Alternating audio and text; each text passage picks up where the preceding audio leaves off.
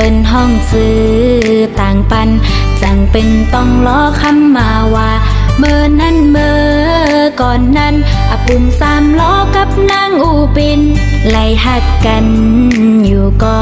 อำไล่อยู่จำเซห่มคำเมื่อนั่งมอง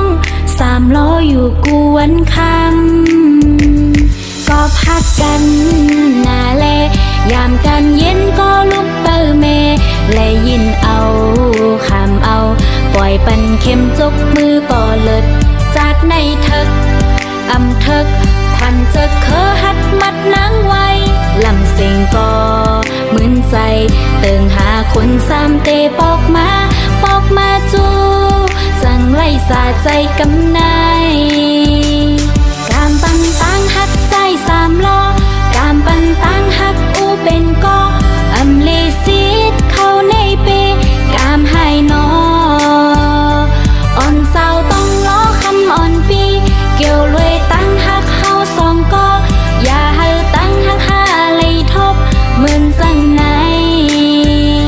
เลินกวนวันสุดปีอำหันสามล้อนางไล่ขี่ให้ไปวันต่อคำอำหันเพอมาปันแห้งใจไล่ยุ่มย่อยต่อเปิ้นเวยตาย้ำนำกับอกใจวดอ่อนปานกนใน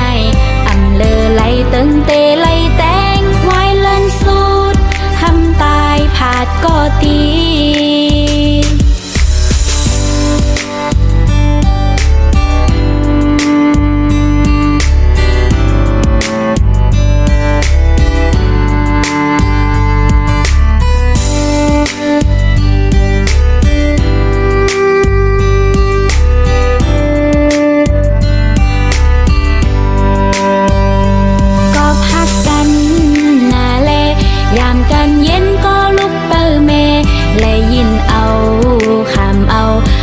ปันเข็มจกมือป่อเลิด